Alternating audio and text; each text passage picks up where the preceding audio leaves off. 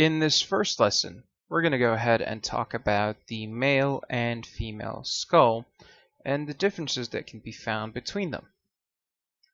The biggest thing to keep in mind when talking about faces, both male and female, is the skull. There's nothing more important than bone structure when deciding what you want to do in a sculpture. That's because without bone, there's nothing for muscles to attach to, thus your skin, your muscles, all that stuff would just be mush on the ground. So don't neglect the bone structure when thinking about your sculptures. What are the biggest differences between the male and female skull? And why are they important? Well, they're important because you don't actually have very much thick muscle between you and your skull. You can actually feel it pretty easily if you just touch your head. It's fairly easy to see where the bone is, right?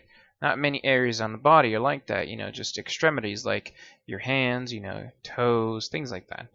So the thing about the skull is that it really dictates the shape of your face. Whether male or female, it doesn't matter. It's actually a big deal.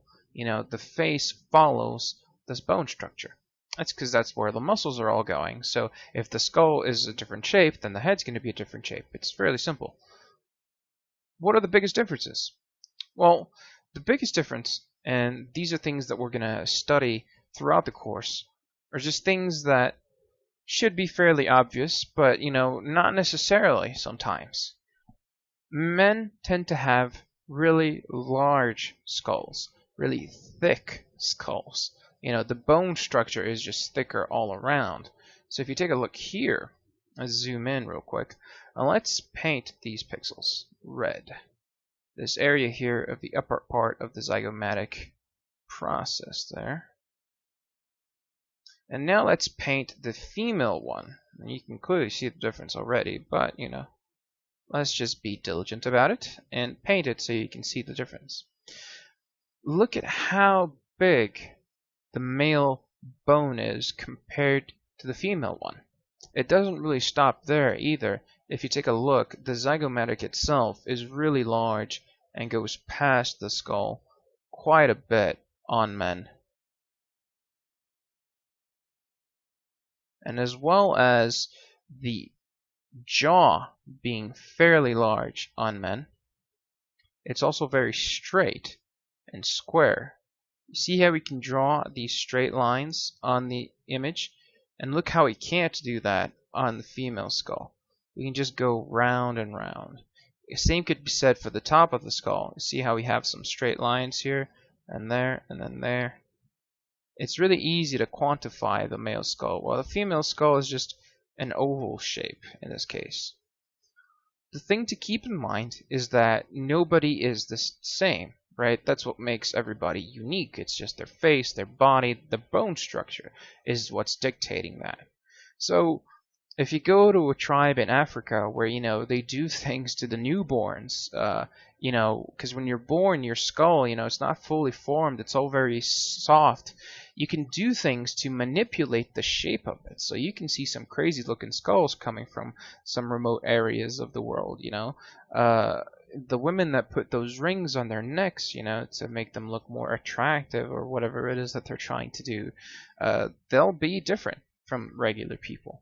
And that's just how it is, You cannot apply these rules that I'm showing you to everybody and think that that is correct and that is what we need to do to be better artists.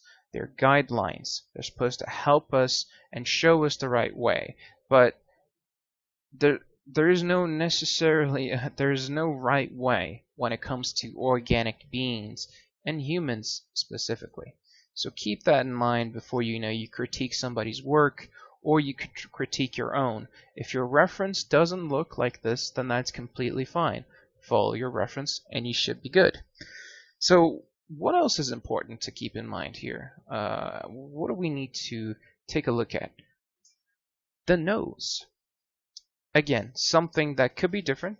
This is not a rule, but if you take into account these two diagrams here, the nose on the male side has a really large hole, right? The cavity is really big. On the female, not so big.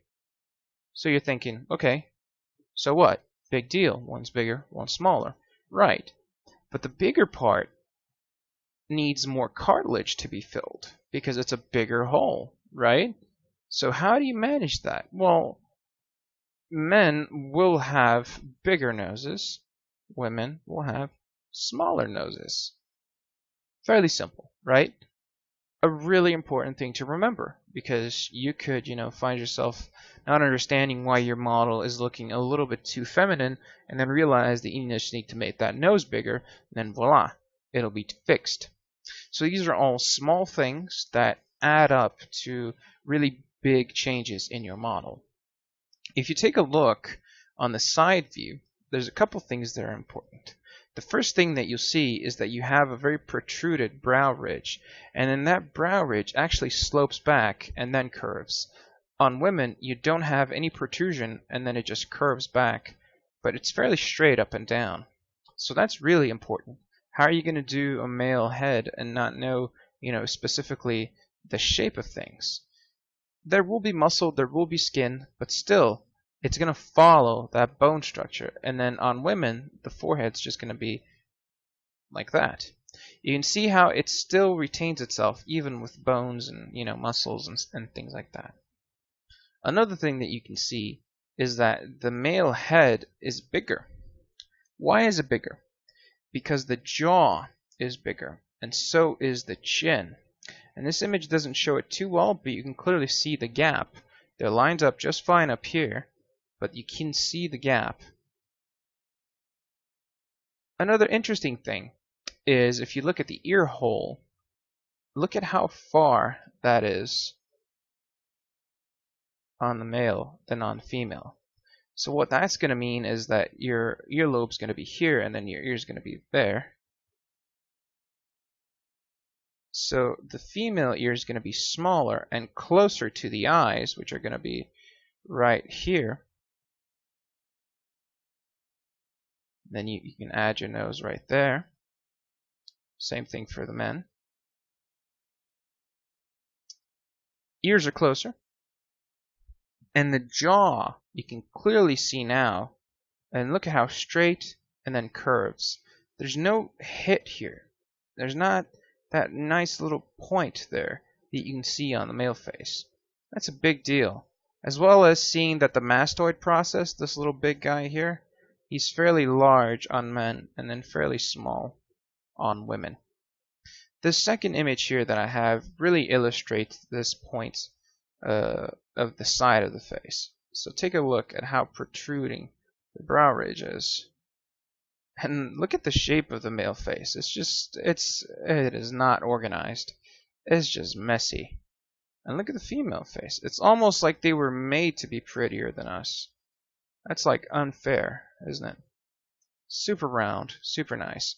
Look at how large the zygomatic is. But also look that you see this point down here. Women don't have it. So the zygomatic rides a little bit higher on women, even though it's smaller. Take a look at how thick all this is compared to that. And you can also clearly see the difference between the chin size and the jaw shape and size as well. Look at how small that is, and look at how big that is. Those are very different looking lines, right? And again, remember, cartilage always makes a difference.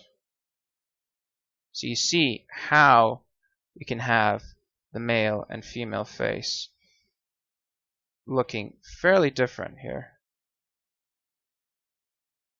Just by drawing on top of it, you can see the difference. Right? It's fairly obvious. Really big, really thick, really soft, really smooth. So the key words are soft and round and hard, or round and strong for male, for females. Let's go ahead and in the next lesson, now that we've learned about the skull structure, we're going to go ahead and take a look at some images of famous actors and actresses and analyze those faces. I'll see you in the next lesson.